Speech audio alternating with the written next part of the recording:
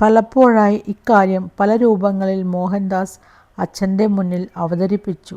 പക്ഷേ അച്ഛൻ തൻ്റെ വിശ്വാസങ്ങളിൽ ഉറച്ചു നിന്നു. അവസാന വാചകമായി പറഞ്ഞതിൻ്റെ തുടക്കം എന്നും ഇങ്ങനെയായിരുന്നു: എൻ്റെ കാലശേഷം പണയപ്പീടികയിൽ വലിയ തിരക്കാണ് എന്നും. നഗരത്തിൻ്റെ നാനാഭാഗങ്ങളിൽ നിന്നും ആളുകൾ അവിടെ എത്തി. പലിശ കുറവാണ് എന്നു തന്നെയായിരുന്നു കാരണം.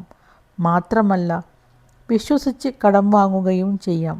100 ഉറുപ്പികയ്ക്ക് മാസത്തിൽ 10 ഉറുപ്പികയിലേറെ പലിശ വാങ്ങുന്നവരാണ് മറ്റ് പണയപ്പീടികക്കാർ. പണയം വെച്ച സാധനം നിശ്ചിത കാലാവധി കഴിഞ്ഞാൽ നിർദ്ദയം ലേലം ചെയ്തു വിൽക്കുകയും ചെയ്യും. ലേലം എന്നാൽ അതും ഒരു നാടകമാണ്. 500 ഉറുപ്പിക വിലയുള്ള സാധനത്തിന് അതിൻ്റെ പകുതി പോലും ലേലവിലയായി കിട്ടുകയില്ല. മുതലും പലിശയും ലേലവുമായാൽ ആമ്പലും വെള്ളവും ഒപ്പവുമായി. അല്പമെങ്കിലും അവശേഷിക്കുക കടമായിരിക്കും. അതിനായിരിക്കും എന്നും മുൻതൂക്കം. എന്തിന് ഇത്രയും പാടുപെടുന്നു എന്നാണ് മോഹൻദാസിൻ്റെ ചോദ്യം. മറ്റുള്ളവർ ചെയ്യുന്നതു ചെയ്താൽ പോരെ? അവർക്കും ബിസിനസ്സിന് കുറവൊന്നും ഇല്ലല്ലോ. കടം കൊടുക്കാൻ പണം തികയാത്ത കുറവേയുള്ളൂ. അത്ര ആവശ്യക്കാരാണ് ആളുകൾ.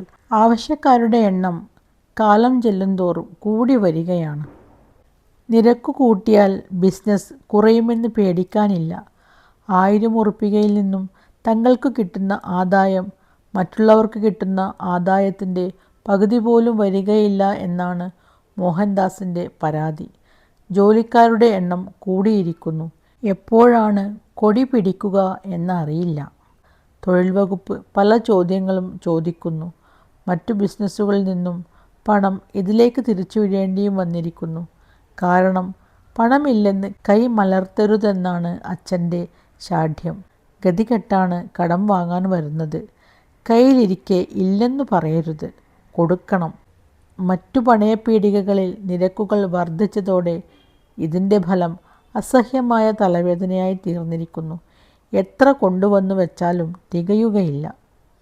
ഇതിനെല്ലാം പുറമെ മോഹൻദാസിൻ്റെ പ്രധാന പരാതി സമുദായത്തിൽ തങ്ങളുടെ കുടുംബത്തോട് രഹസ്യമായി പുച്ഛവും ദേഷ്യവും വർദ്ധിച്ചു വരുന്നു എന്നാണ്.